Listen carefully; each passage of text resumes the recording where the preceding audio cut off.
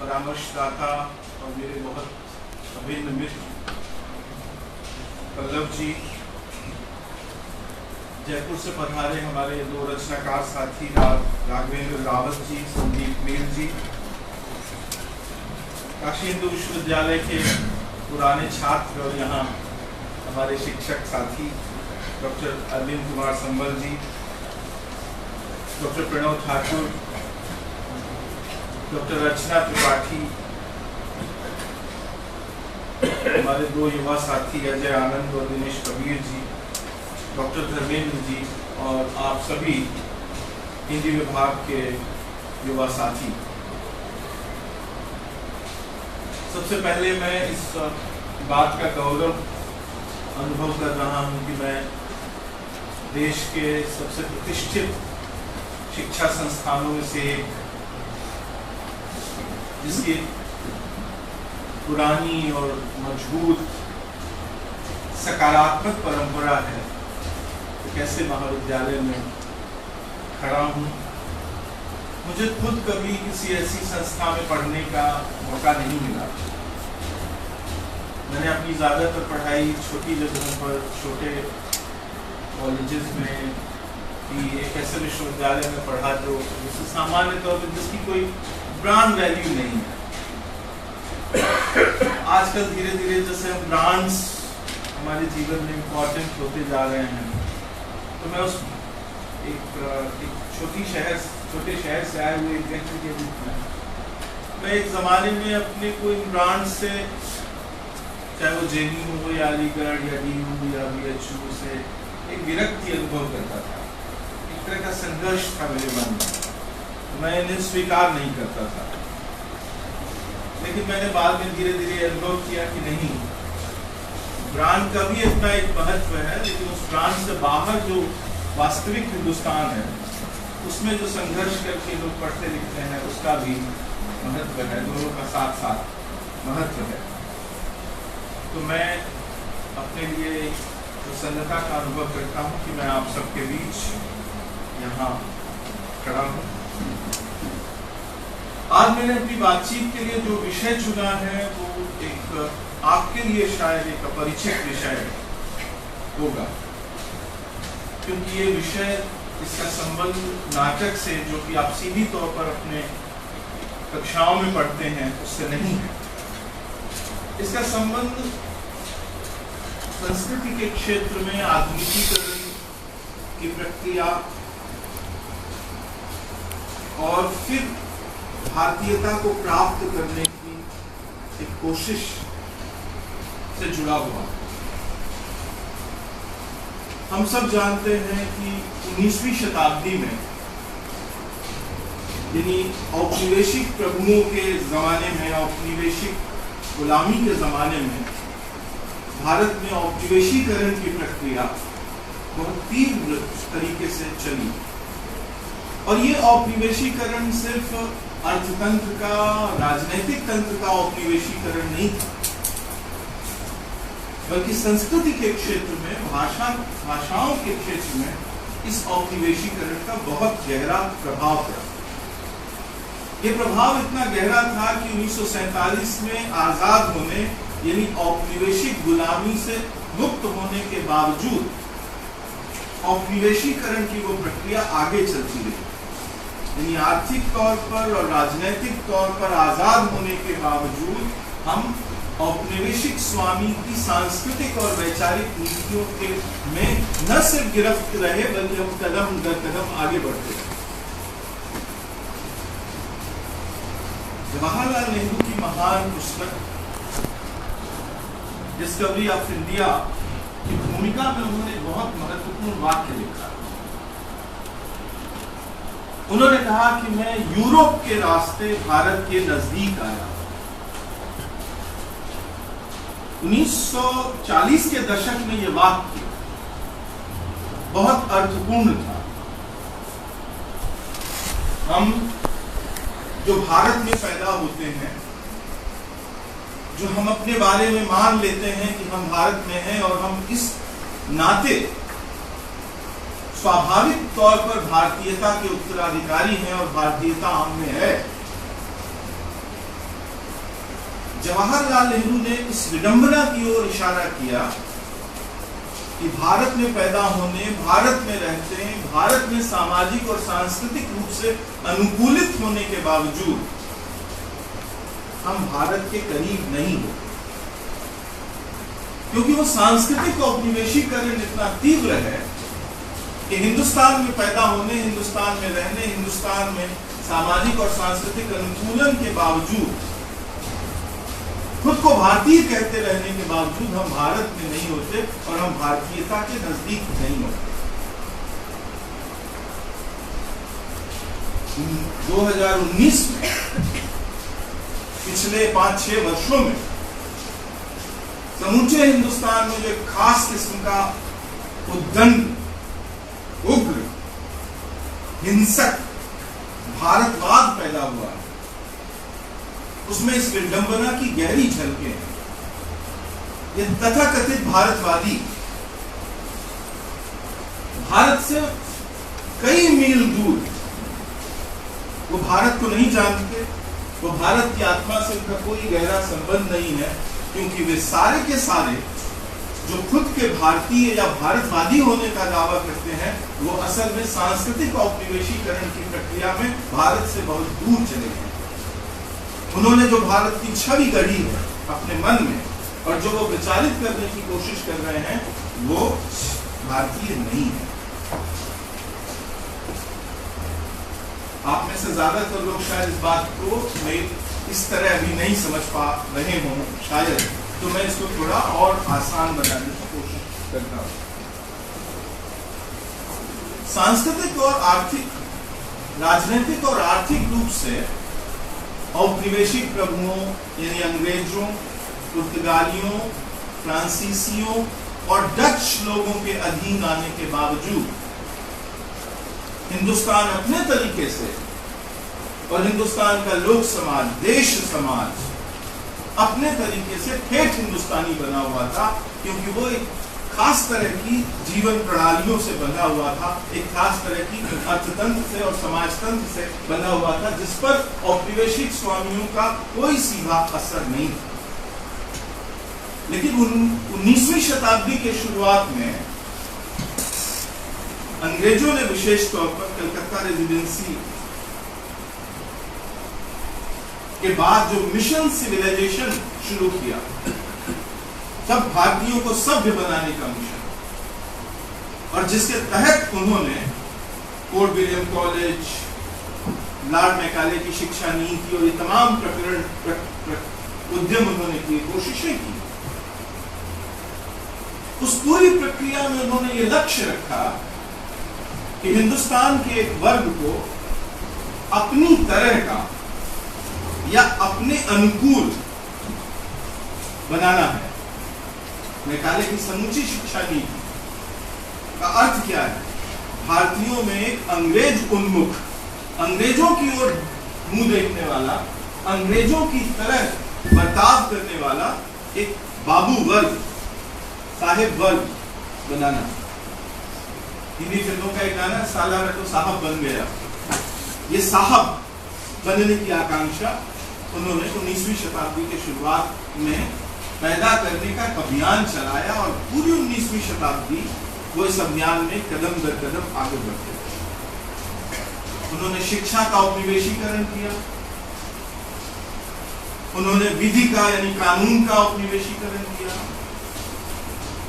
उन्होंने साहित्य और भाषाओं का औपनिवेशीकरण किया, जिस प्रक्रिया में उन्होंने हिंदी और उर्दू नाम की दो आधुनिक भाषाएं खड़ी की जो अपने मूलाधार से बहुत दूर थी, और एक झगड़ा उनके बीच खड़ा किया उन्होंने। ये सब कुछ वे कर रहे थे, और इस पूरी प्रक्रिया में वो छोटा सा वर्ग जो कहने को भारतीय था, भारत में पैदा हुआ था, लेकिन जिसका मुख औपनिवेशिक स्वामियों, औपनिवेशिक प्रभुओं की तरफ था, यानी अंग्रेजों की तरफ, जो अंग्रेजीकरण की प्रक्रिया में आगे बढ़ रहा था, ये वर्ग वो वर्ग था जो औपनिवेशीकरण की सबसे अधिक गिरफ्त में, जो भारत में पैदा तो होता था पर भारतीय होने में अभी उसके सामने बाधा आ गई थी, औपनिवेशिक रणनीतियों की बाधा। हम अपनी सारी चीजों को उस निगाह से देखने लगे थे जिस निगाह से अंग्रेज हमें दिखाना चाहते। और इसका सबसे विडंबनापूर्ण उदाहरण है धर्म। 19वीं शताब्दी में औपनिवेशिक स्वामियों यानी अंग्रेजों के साथ रहते हुए हमने अपने धर्म को भी औपनिवेशिक स्वामी की निगाह से देखना शुरू किया और इस तरह से पुनर्गठित करना शुरू किया जैसा कि उनकी मंशा थी। यानी 19वीं शताब्दी से पहले जो धर्म था, वो हिंदू धर्म था, इस धर्म इसका कोई नाम नहीं था, कोई संगठित धर्म नहीं था। हजारों पंथों में बटा हुआ, हजारों तरह के रास्तों में बटा हुआ एक इतने चेहरों वाला एक धर्म था हिंदू धर्म।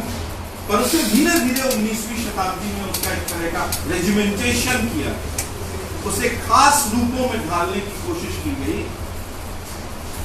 और ये सबसे विडंबनापूर्ण उदाहरण था कि वो जिस पर सबसे ज्यादा टिका हुआ था भारतीय जनता का जीवन धर्म, उसे भी धीरे धीरे धीरे धीरे धीरे वो अंग्रेजों की रणनीतियों के, औपनिवेशिक स्वामियों की रणनीतियों के अनुकूल ढाला।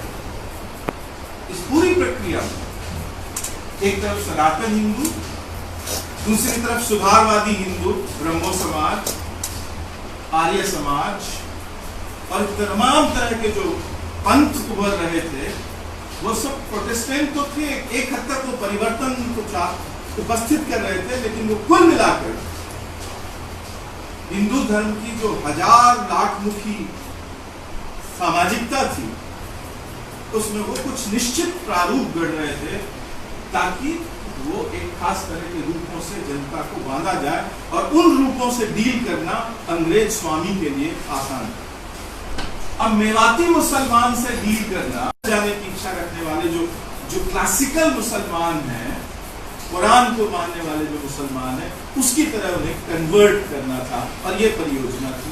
स्वामियों की इच्छा के अनुकूल, उनकी मंशा के अनुकूल ढलने लगे। तो जो संस्कृति का क्षेत्र जिसमें से एक है रंगमंच, वहां भी ये प्रक्रिया हो रही थी। लगभग 1000 के आसपास 8वीं-9वीं शताब्दी में भारत का रंगमंच टूट चुका था, यानी कंपनियां नहीं थी। रंग मंडलियां जो थिएटर करती थी, थिएटर ग्रुप्स, वो 8वीं-9वीं शताब्दी में हिंदुस्तान में उनका लोप हो चुका। ये कंपनियां संस्कृत में रंगमंच करती थी और ज्यादातर राजाओं के दरबारों में या मंदिरों से संबद्ध होती थी।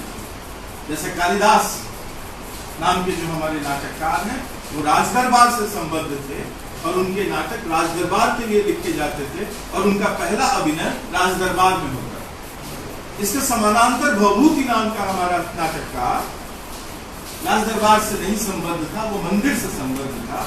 वो मंदिरों के लिए, जिस मंदिर से वो संबद्ध था, उस मंदिर के लिए नाटक लिखता था और उसका पहला प्रदर्शन भी मंदिर के लिए था।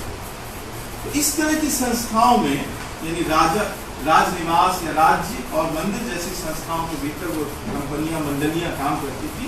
लेकिन 8वीं, 9वीं, 10वीं शताब्दी के क्रम में ये मंडलियां टूट गई। लगभग 700-800 साल तक हिंदुस्तान का रंगमंच, भारत का रंगमंच लोक में जीवित रहा, जहां कोई बंधी बधाई मंडली नहीं होती, वो एक स्पॉन्टेनियस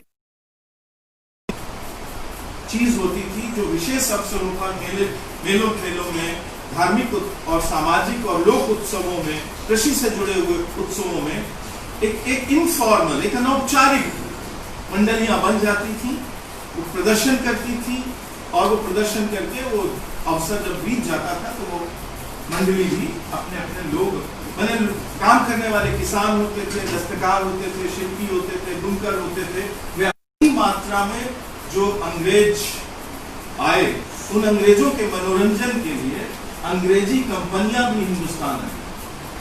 ये कंपनियां जो रंगमंच करती थी, अंग्रेजी भाषा में रंगमंच, ये उस जमाने का विक्टोरियन युग का रंगमंच था। यदि आप अंग्रेजी रंगमंच के इतिहास में पढ़ेंगे तो आप पाएंगे कि समूचे आधुनिक रंगमंच के पहले विक्टोरियन रंगमंच को बहुत वितृष्णा से, एक तरह के विराग से, एक तरह के अवमानना के भाव से देखा जाता है, क्योंकि उसने अंग्रेजी रंगमंच की महान परंपरा को सिकोड़ दिया, उसे छोटा कर दिया, उसे खास तरीके से आडंबरपूर्ण बनाया, अलंकारिक बनाया, जिससे कि जो स्वाभाविक रंगमंच की आत्मा थी, तो स्वाभाविक रंगमंच की आत्मा घट गई और उसका स्थान एक आडंबर और अलंकार में ले गया। चूंकि कंपनियां विक्टोरियन तरीके का रंगमंच करती थी भारत में, अंग्रेज अधिकारियों और सेना अधिकारियों की मनोरंजन के लिए, तो उनके साथ जो नया बना हुआ अंग्रेज उन्मुख शिक्षित लोग थे, वो भी वो रंगमंच देख रहे थे, और इस प्रक्रिया में वो विक्टोरियन युग के अंग्रेजी रंगमंच के नजदीक आ गए। 19वीं शताब्दी के पहले 5-6 दशक, यानी मोटा मोटी 1857 तक ये प्रक्रिया चलती रही, मैंने लोग रंगमंच देखते रहे। लेकिन 1957 के बाद जब ब्रिटिश पार्लियामेंट ने भारत को टेक ओवर कर लिया, यानी वो सीधे ब्रिटिश एम्पायर के अधीन आ गया, ईस्ट इंडिया कंपनी से निकलकर प्रभुत्व ब्रिटिश संसद के पास, यानी ब्रिटिश महारानी के पास चला गया। तो उसके बाद भारत में सभी प्रमुख भाषाओं में, जिसमें खासतौर पर हिंदी, उर्दू, गुजराती, मराठी, बांग्ला भाषाएं प्रमुख हैं, उनमें एक नए तरह का रंगमंच आया, जिसे हम मोटे तौर पर हिंदी में पारसी रंगमंच के नाम से जानते हैं। हमारे कलाकार पारसी नहीं थे, वो कंपनियां चलाने वाले मालिक पारसी थे, इसीलिए उनका नाम पारसी रंगमंच था।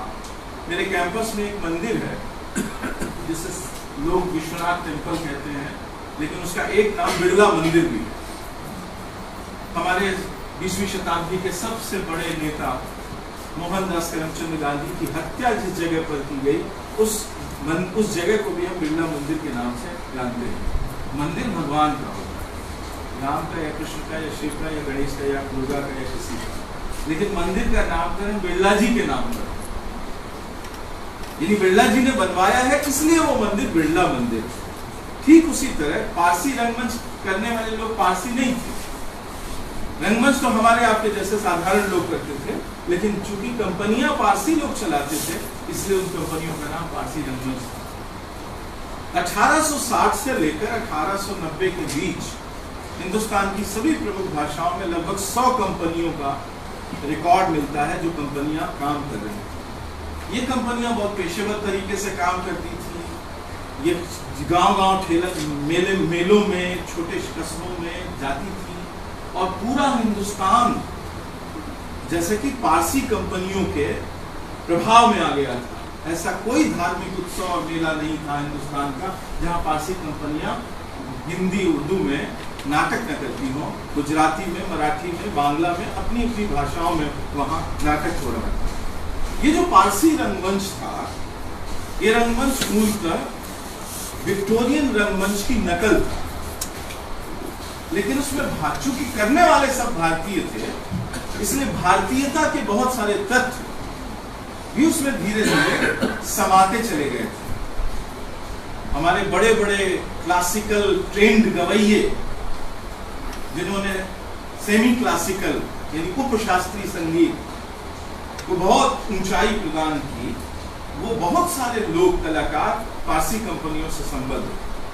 बाल गंधर्व मराठी के बहुत बड़े गवैया थे, और स्त्री वेश यानी स्त्री चरित्रों का अभिनय करते थे।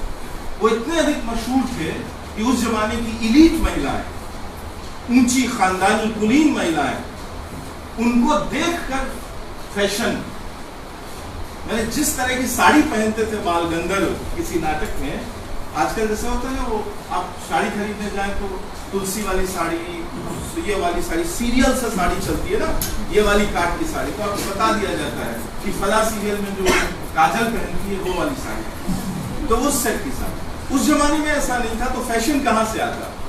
तो बाल गंधर्व जो साड़ी पहनते थे, ब्लाउज का जो कट पहनते थे बाल गंधर्व, इलीट महिला उसकी कॉपी करती थी, उसकी नकल करती थी। बाल जैसे बांधते थे बाल गंधर्व, वैसे बाल बांधे जाते थे उस तरीके से। यानी कि खास इतनी लोकप्रियता थी पारसी कंपनियों की कि उसके अभिनेता और अभिनेत्रियां उनके काम से सीखते थे लोग, इतना गहरा था।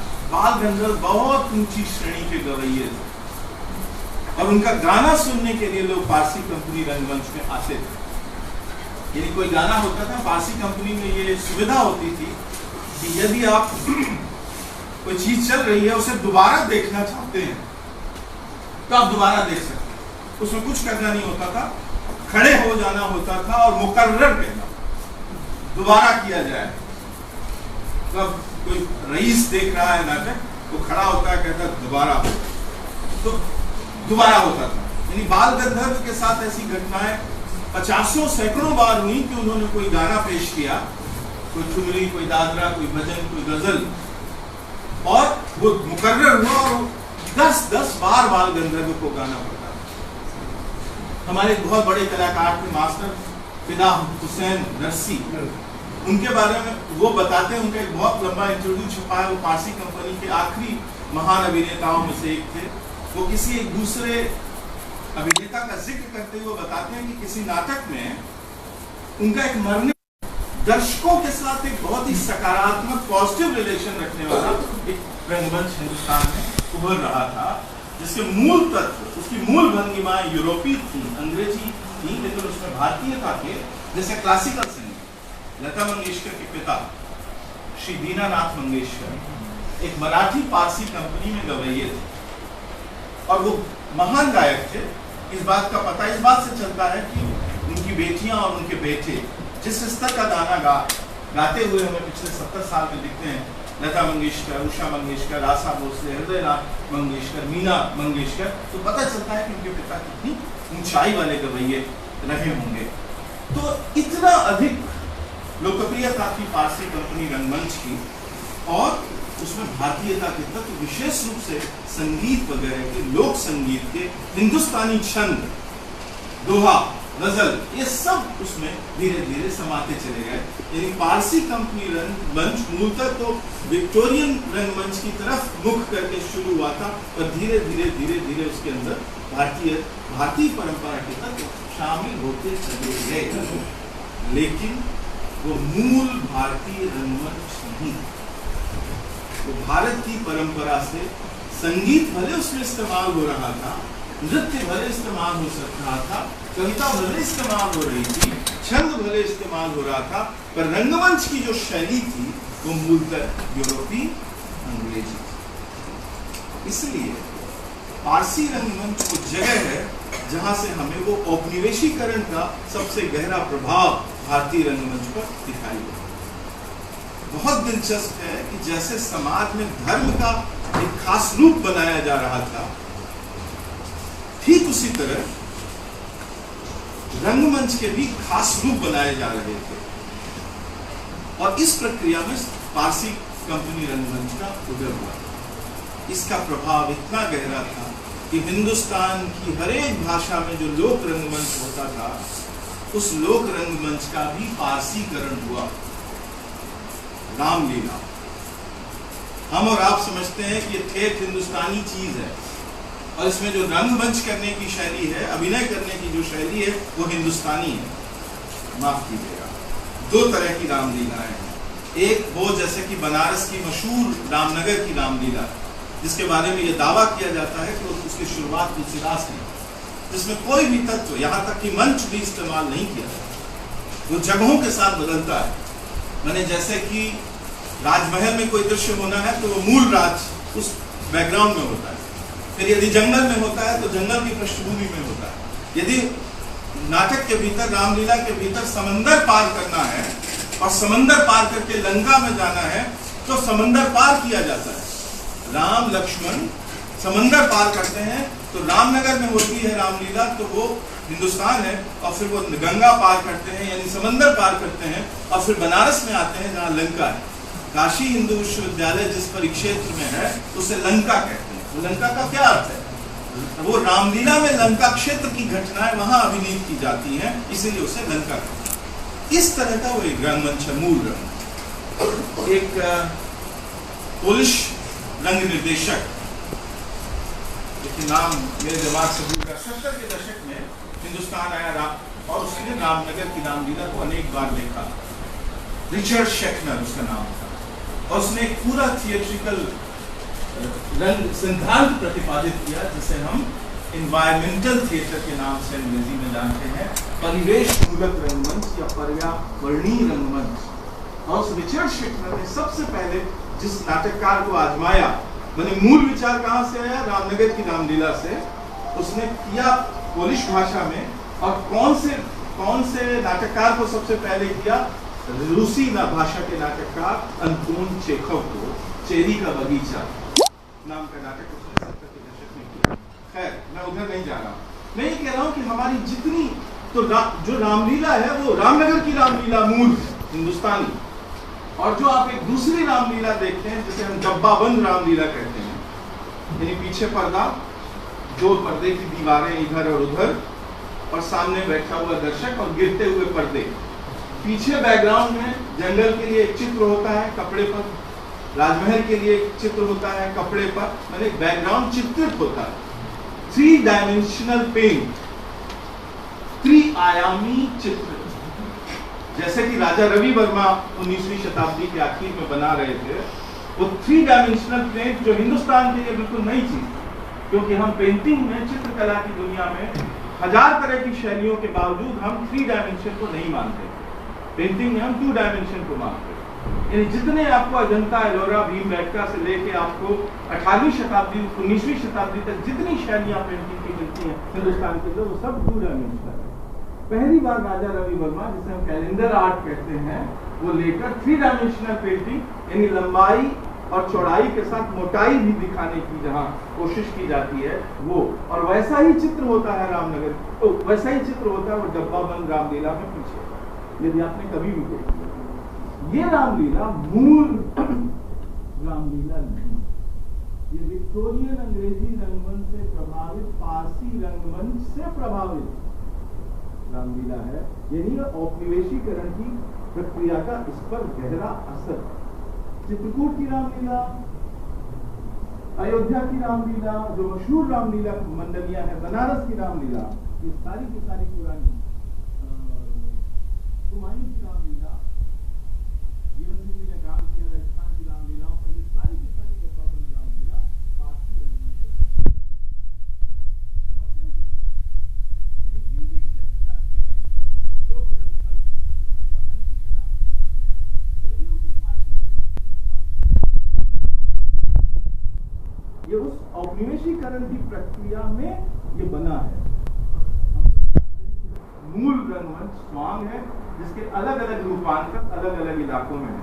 जैसे राजस्थान में ख्याल है, अली बख्शी ख्याल, कुचामनी ख्याल, मध्य प्रदेश में माच है, नाचा है, गम्मत है, स्वांग है, उत्तर प्रदेश में नौटंकी है, रामलीला है, रासलीला है, हरियाणा में नकल है, कश्मीर में भांड है, बंगाल में जात्रा है, असमिया में अंकिया है, महाराष्ट्र में तमाशा है, कर्नाटक में यक्षगान है, केरल में कोटियाटम है, तेलुगुत्तम है, ये तमिलनाडु में वीथी नाटकम है। ये सारी की सारी शैलियों का कंपनीकरण हुआ, पारसीकरण हुआ, और मूल शैलियों के साथ साथ मूल शैलियां भी बनी रही, लेकिन उनके साथ एक औपनिवेशिक प्रभाव से बनी हुई शैलियां भी ताकतवर हो गई। और वो इतना अधिक प्रभाव था कि नौटंकी के एक बड़े लेखक नथाराम शर्मा गौड़, जो हाथरसी नौटंकी के सबसे बड़े नाटककार थे, उनके बारे में कहा जाता है, किंवदंती,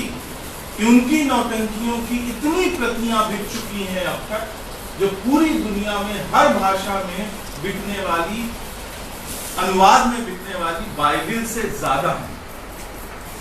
यानी पूरी दुनिया में 1950 तक जितनी बाइबिल बिकी होगी, उतनी अकेले नथाराम शर्मा गौड़ की नौटंकी बिक गई। मैं इसका दावा नहीं कर रहा हूं, पर मैं क्लेम बता रहा हूं, एक दावा है ऐसा नौटंकी का। इतनी अधिक लोकप्रिय थी कि दक्षिण तक लोग यदि हिंदी जानते थे तो वो कुछ आनों की, 2 आने की, 4 आने की छपी हुई नौटंकी लेकर जाते थे। पर ये नौटंकी हिंदुस्तान का मूल लोक नाट्य नहीं है, ये मूल शैली का एक रूपांतरित रूप है, जिसे हम नौटंकी के नाम से जानते हैं। और ऐसा हर जगह है। मैं इतनी देर से ये बात सिर्फ ये बताने के लिए आपको कह रहा था कि 19वीं शताब्दी में विक्टोरियन रंगमंच का कितना गहरा प्रभाव भारतीय रंगमंच पर पड़ा, यानी लोक रंगमंच तक पर पड़ा। तब ऐसे में मूल भारतीय रंगमंच की खोज उतनी ही जरूरी और आवश्यक हो गई जैसे अंग्रेजी राज से मुक्त होना हमारा एक राजनीतिक लक्ष्य था, वैसे ही अंग्रेजी प्रभावों वाले सांस्कृतिक रूपों से मुक्त होना और मूल भारतीयता की तरफ ध्यान आकर्षित करना या उनकी पुनर्वापसी करना या उनकी पुनर्खोज करना एक बड़ा लक्ष्य था। आजादी तब तक पूरी नहीं हो सकती जब तक कि हम अपने मूल सांस्कृतिक रूपों को उसके मूल रूप में फिर से प्राप्त न करें। और ये इस प्रक्रिया की खोज भी 19वीं शताब्दी में ही हुई और हम सबको इस बात का गर्व करना चाहिए कि हिंदी के ही एक नाटककार और रंगकर्मी ने औपनिवेशीकरण की समूची प्रक्रिया के विरुद्ध एक विऔपनिवेशीकरण का अभियान चलाया और उस नाटककार रंगकर्मी का नाम था भारतेंदु हरिश्चंद्र। भारतेंदु हरिश्चंद्र ने जब भारत दुर्दशा लिखा, जब विद्या सुंदर लिखा, जब वैदिकी हिंसा हिंसा न भवति लिखा, जब अंधेर नगरी लिखी, तो ये सारे के सारे नाटक किन्हीं भी तरह के पश्चिमी या अंग्रेजी प्रभावों से पूरी तरह मुक्त। ये नाटक मूल शैलियों लीला, स्वांग और उससे पहले एक हमारे यहाँ परंपरा विकसित हुई थी अवध में, जिसे इंदर सभा की परंपरा कहते हैं। इंदर सभा एक नाटक था अमानत का लिखा हुआ जो अवध में खेला जाता था। उस ये जो अंधेर नगरी इत्यादि नाटक थे, एक तरफ लीला नाटकों से प्रभावित थे, दूसरी तरफ स्वांग से प्रभावित थे, तो तीसरी तरफ अमानत के जो लेटेस्ट अभी परंपरा थी यानी वाजिद अली शाह के जमाने तक जो बहुत प्रभावी थी, उससे भी गहरे तक प्रभावित थे। औपनिवेशीकरण के विरुद्ध रंगमंच और नाटक के क्षेत्र में भी औपनिवेशीकरण की प्रक्रिया शुरू कर मूल भारतीय रंग दृष्टि का और नाट्य दृष्टि की खोज का काम भारतेंदु ने शुरू किया। और समय के साथ औपनिवेशीकरण का प्रभाव गहराता चला गया।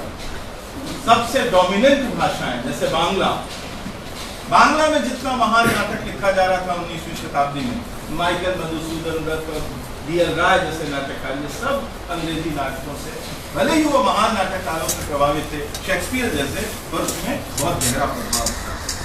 उनके समानांतर भारतेंदु हरिश्चंद्र ठेठ देशी चीज पर भरोसा कर रहे थे, यदि लीला पर, स्वांग पर और इंदर सभा जैसे नाटक। लेकिन भारतेंदु के बाद हिंदी में ये प्रक्रिया रुकी रही। लगभग 60 वर्षों तक हमको हिंदी में ऐसा कोई नाटककार और रंगकर्मी नहीं दिखाई देता जो भारतेंदु को इस काम को आगे बढ़ाए। लेकिन एक भिन्न तरीके से ये काम बांग्ला में एक दूसरे नाटककार और रंगकर्मी कर रहे थे, जो वैसे तो बहुत महान आदमी हैं, हर इलाके में आप उनका नाम सुनते हैं, उनके बगैर किसी आधुनिक भारत की कल्पना करना कठिन है। रविन्द्रनाथ टैगोर खुद अभिनय करते थे, संगीत बनाते थे, नाटक लिखते थे। उनके अपने घर में लोगों की मदद से चलाई जाने वाली एक मंडली थी और उन्होंने ये भी कहना नाटक की दुनिया में और सीमित जगह तो वो भले भारतीयता का प्रयोग कर रहे थे, ये भारतीयता जो लोक मुखी थी, लेकिन जो सामान्य रंगमंच था वो अभी भी फारसी रंगमंच की गिरफ्त है। हिंदी के नाटककार जैसे कि जयशंकर प्रसाद एक महान नाटककार हो सकते हैं, लोग कहते हैं कि वे हैं। हमारे दो महान रंगकर्मी वीवी कारंत और उससे पहले शांता गांधी, जिनका बहुत बड़ा रोल है भारतीयता की खोज के क्रम में, उन्होंने बहुत डिस्कशन की जरूरत है। अभी चूंकि मुझे उस पर नहीं बोलना है इसलिए मैं उस परिक्षेत्र में नहीं जाऊंगा, बस इतना कहूंगा कि वो हमारी भारतीयता की खोज के हमारे संघर्ष में हमारी तनिक भी मदद नहीं की। इसके बाद जितने नाटककार शेष गोविंद दास, उदय शंकर भट्ट, लक्ष्मी नारायण मिश्र, जगदीश चंद्र माथुर, उपेंद्र नाथ कश्यप, राम कुमार वर्मा, ये सारे के सारे नाटककार और खास तौर पर जो एकांकी आया जो बहुत लोकप्रिय था स्कूलों कॉलेज में और हर पाठ्यक्रम में पढ़ाया जाता था, कि बिल्कुल पश्चिमी अरस्तु के संकलन त्रय को मानने वाली ठेठ यथार्थवादी किस्म की चीज थी जिसका भारतीयता से कोई संबंध। उसने हमारे पूरे नाटक के कॉन्सेप्ट को ही बदल दिया। तब अब 1940 के दशक में हमारा वास्तविक संघर्ष शुरू हुआ। नाटक में हमारे पास दो पुरखे थे, भारतेंदु और रविन्द्रनाथ टैगोर, पर रंगमंच में हमारे पास, पॉपुलर थिएटर में हमारे पास कोई पुरखा नहीं। 1943 में एक संस्था का गठन हुआ, इंडियन कल्चरल स्क्वायर शुरू में उसका नाम था, बाद में वो बदला गया और IPTA Indian people's theatre association भारतीय जननाट्य संघ नाम से इस संस्था का गठन हुआ। इसमें देश के महान लेखक, संगीतकार, नर्तक, गवैये, कवि शामिल थे। मैंने पंडित उदय शंकर, पंडित रविशंकर, हेमंत कुमार, प्रेम धवन, शंकर शैलेंद्र, जोहरा सहगल, बलराज साहनी, दीना पाठक, उत्पल दत्त, शंभू मित्रा, हबीब तनवीर, शांता गांधी, सलील चौधरी, किसी उस जमाने के किसी बड़े कलाकार का नाम लीजिए तो उसका शीर हिंदी के बहुत बड़े लेखक और कवि, इन सब लोगों का संबंध इप्टा से था। इप्टा ने भारतीयता की खोज के इस अभियान को अभूतपूर्व तरीके से गति दी, लेकिन इसमें जो सबसे ताकतवर काम किया वो किसी थिएटर वाले ने नहीं किया, वो किया डांस के लोगों ने, नृत्य के लोगों ने। और मैं 3 नाम लेना चाहता हूँ। पंडित उदय शंकर, जो पंडित रविशंकर के बड़े भाई, और दुनिया की इकलौती फिल्म उन्होंने बनाई जो पूरी तरह डांस, नृत्य, पूरी फिल्म में नृत्य है। उस फिल्म, अब वो प्रिंट हमारे पास नहीं है, कल्पना नाम की फिल्म उन्होंने 1944 में बनाई, तो सिर्फ और सिर्फ नृत्य है। उदय शंकर ने प्रयोग किया बैले में, लेकिन दूसरा प्रयोग किया शांति बद्धन नाम के एक सज्जन थे जो मूलतः बैलेकार थे, यानी नृत्य संरचनाकार, यानी बैले बनाने वाले। उन्होंने 2 बैले बनाए, पंचतंत्र नाम का एक बैले बनाया और रामकथा नाम का एक बैले बनाया, और ये दोनों बैले इप्टा के साथ 1943 से 51-52 के बीच में उन्होंने बनाए। पर ये बाद के, इससे पहले 1944 में एक बैले किया पंडित नरेंद्र शर्मा। पंडित नरेंद्र शर्मा कथक के प्रवीण डांसर थे और उन्होंने पहली बार एक नाटक बैले में प्रस्तुत किया 1944 में, जिससे कि ये हमारा अभियान थिएटर में आता है, और उस नाटक का नाम था अभिज्ञान शाकुंतलम। यदि आप हबीब तनवीर का लिखा हुआ पढ़ते हैं, उनके एक्सपीरियंसेस पढ़ते हैं थिएटर के बारे में, तो हबीब तनवीर ने बहुत ही गहराई से और बहुत ही आक्रोश और दुख के साथ ये कहा कि जो संस्कृत के पंडित थे, यानी सो कॉल्ड एकेडमिशियंस और पारंपरिक विद्वान, वो अभिज्ञान शाकुंतलम तो जानते थे, वो भभूति और उत्तर रामचरित को जानते थे, वो स्वप्न वासव दत्तम को जानने लगे थे, क्योंकि भास की मैन्युस्क्रिप्ट्स 1920 के दशक में 11 मैन्युस्क्रिप्ट्स खोज ली गई थी केरल से, लेकिन वो कैसे किया जाएगा इसको नहीं जानते।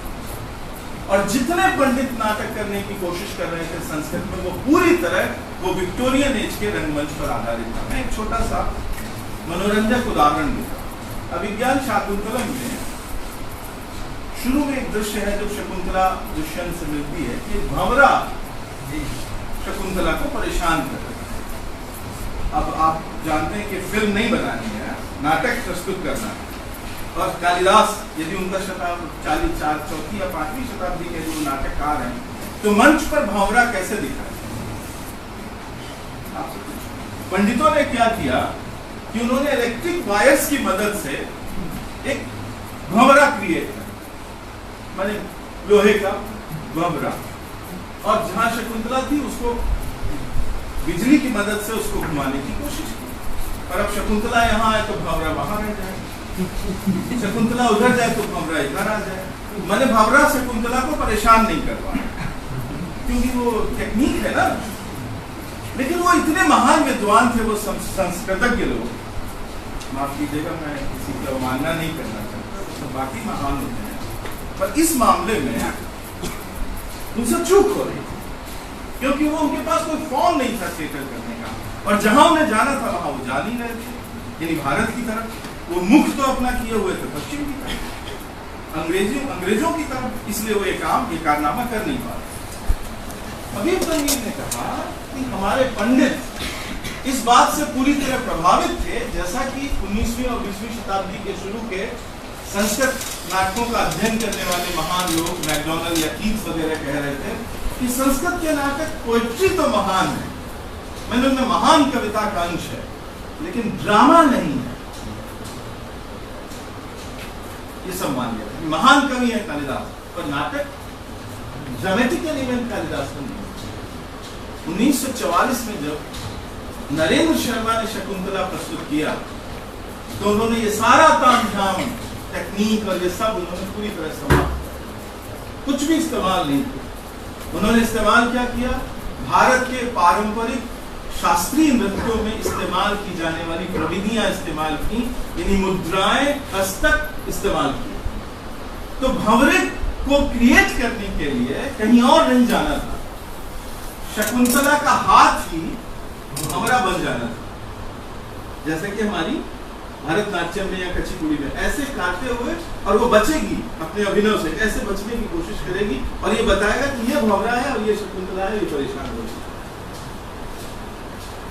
इसी तरह एक अगला दृश्य है शकुंतला में, जहां एक बछड़ा, जब वो विदा होती है दुष्यंत के लिए, तो बछड़ा आता है और बछड़े से वो बात करती है। बछड़ा शायद मृग छोना है, मृग शावक है। अब बछड़ा कैसे लाया जाए मंच पर? तो क्या किया नरेंद्र शर्मा ने? उन्होंने एक बच्चा अभिनेता को बछड़े में डाल दिया और बछड़ा बना, वो शावक बना दिया। अब वो जब प्यार कर रही है शकुंतला, तो वो कोई बछड़ा या भूस का पुतला नहीं है, एक वास्तविक देह है मनुष्य की, जो बछड़ा या शावक बनी हुई है। यानी पूरी तरह अपनी देह से, सिर्फ देह का इस्तेमाल करते हुए, जैसा कि भरतनाट्यम में या कच्चीपुड़ी में या मोहिनीअट्टम में या कुटियाट्टम में, कथकली में या कथक में होता है। नर्तक कोई चीज इस्तेमाल नहीं करता। ऋतु, गर्मी, ठंडी, बरसात, हेमंत, शिशिर, पसीना, दुनिया की कोई चीज नहीं, बाघ, शेर, रेलगाड़ी, इंजन, ट्रेन, पानी, बॉटल, कोई भी चीज है वो मुद्राओं से क्रिएट की जाए। और ये प्रविधि 1944 में नरेंद्र शर्मा ने इस्तेमाल की, और ये पहले ऐसे भारतीय रंगकर्मी थे जिन्होंने संस्कृत के किसी नाटक को बिना किसी बाधा के, बिना किसी कर्टन के, बिना किसी बाहरी वस्तु के, बिना किसी पश्चिमी प्रभाव के किया। और इस तरह एक महान काम 1944 में एक नर्तक द्वारा एक नृत्य संरचना में, एक बैले में संपन्न किया। इसके बाद की कहानी तो बस ये है कि किसने क्या किया। 1954 में हबीब तनवीर ने आगरा बाजार, 1958 में नक्शकटिक किया। हबीब तनवीर को पढ़िए तो आपको पता चलता है कि नक्शकटिक करने में उनको कितनी बाधा थी। नक्शकटिक में एक दृश्य, वो शर्मिलक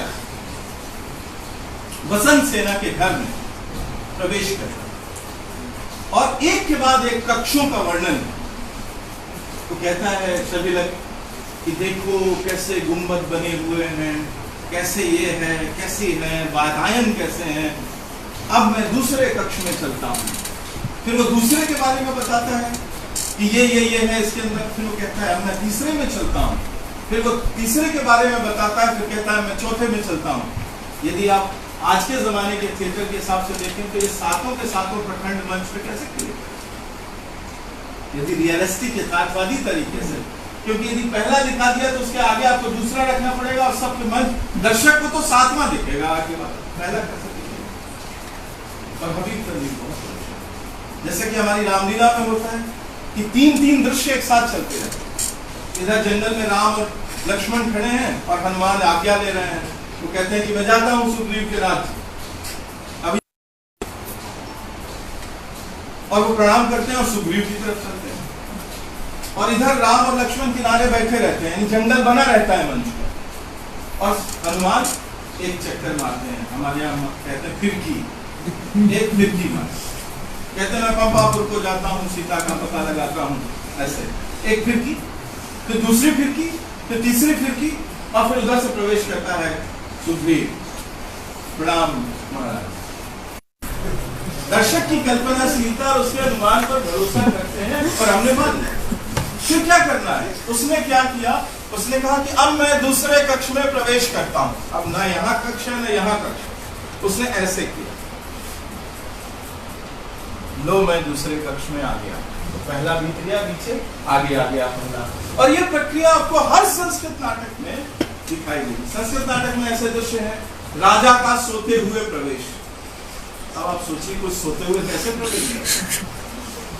लेकिन ऐसा होता है, एक पट्टी, एक पर्दा लगा के एक आदमी चलता हुआ उसके पीछे आ जाता है, वो ऐसे सो रहा है।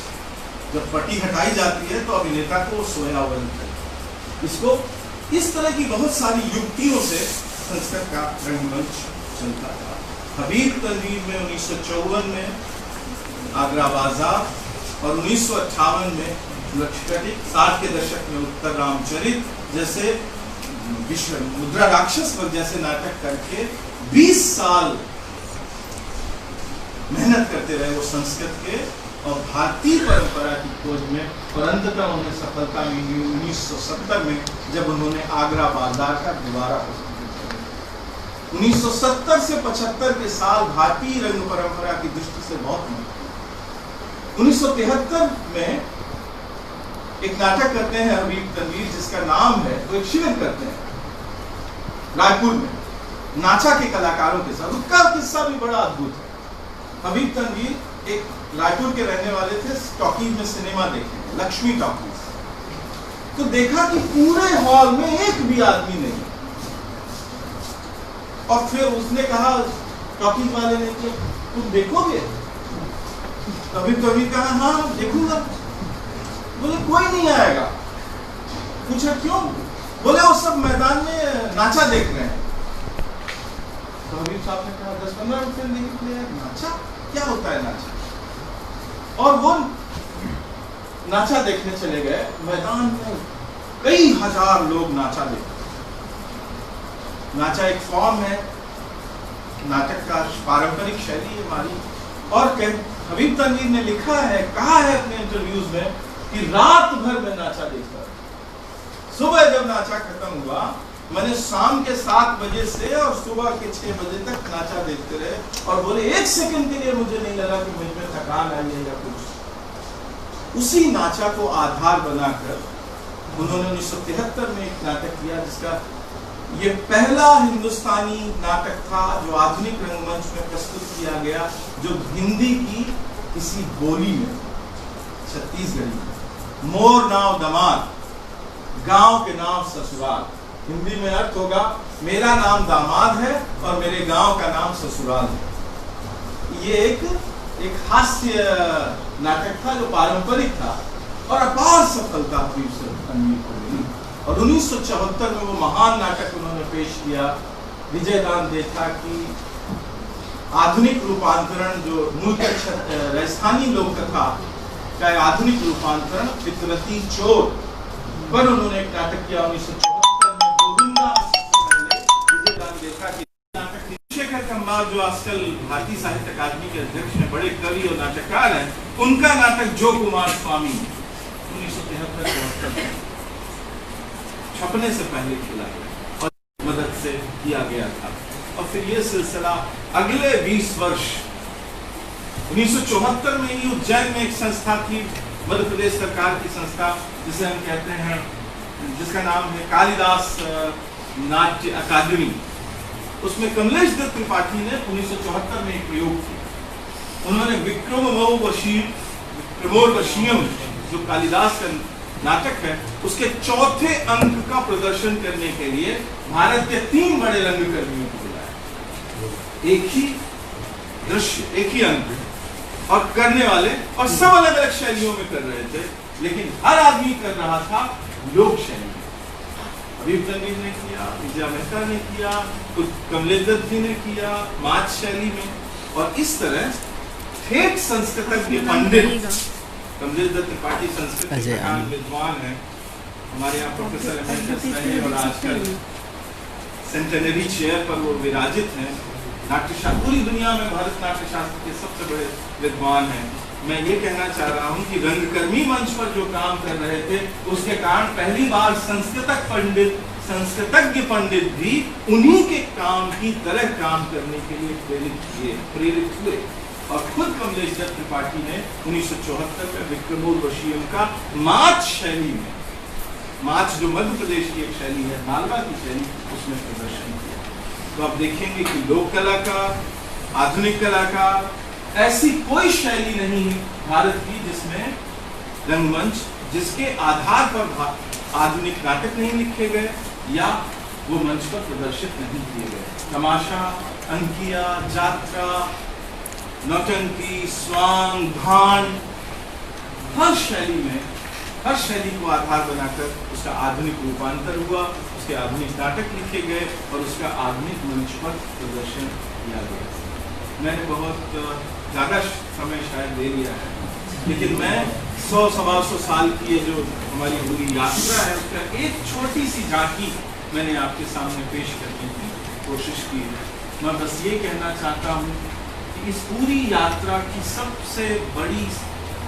सबसे बड़ा सबक जो हमारे लिए है कि किताब से हिंदुस्तान को मत करो। शास्त्र तो खो चुका है, भरतनाट्य शास्त्र करने वाले कोई नहीं था। जब अभिज्ञान शाकुंतलम करना था कोई नहीं जानता था भरतनाट्य शास्त्र। शास्त्र खो चुका है, किताब में तो है, भाषा में है, पर वो जीवित नहीं, वो कोई जीवित परंपरा में शेष नहीं है। जीवित परंपरा में शेष है लोक। इसलिए ये पूरी भारतीयता की खोज, यहाँ तक कि शास्त्रीय रंगमंच की खोज भी लोक के माध्यम से संपन्न है। तो जो जीवित है समाज में आपके सामने, उस पर भरोसा है। वो सच्चाई नहीं है जो किताब में लिखी, उससे हम आगे नहीं जा सकते। उन परंपराओं का हम आधार बनाकर आगे नहीं बढ़ सकते जो किताबों में तो लिखी है पर जिनके जीवित रूप हमारे सामने मौजूद नहीं है। हमें यदि आज कोई प्रयोग करना है, बात को आगे बढ़ाना है, कोई नई बात सोचनी है, आगे जाना है, तो हमें किस पर भरोसा करना पड़ेगा? जो जीवित है आपके सामने। उस भारत पर भरोसा मत करो जो किताब में लिखा है, उस भारत पर भरोसा करो जो तुम्हारी आंख के सामने मौजूद है। प्रेमचंद एक महान लेखक हैं, इसलिए नहीं कि वो भारत की कोई एक महान कल्पना और भारत की एक महान छवि पेश करते। औपनिवेशीकरण की पूरी प्रक्रिया में ये जो सो कॉल्ड महान भारत खोजा जा रहा था और एक महान अतीत की जो परिकल्पना की जा रही थी, प्रेमचंद ने उसकी तरफ बिल्कुल ध्यान नहीं दिया।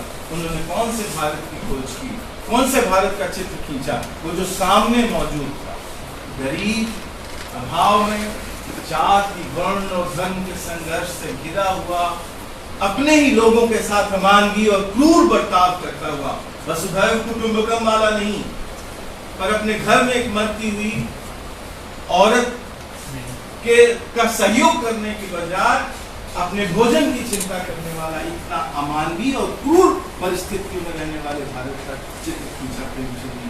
ये पूरी 150 साल की जो हमारी संघर्ष यात्रा है, उसका सबक ये है कि जीवित भारत की तरफ देखो, जीवित परंपराओं की तरफ देखो, जीवित लोगों की तरफ देखो और उनके आधार पर, उनके संघर्ष में शामिल होकर जो उनके पास है उस निधि को बचा लो और उस निधि के आधार पर किसी भारत की कल्पना करो, उसका पुनर्निर्माण करो, उसका पुनर्वास करो।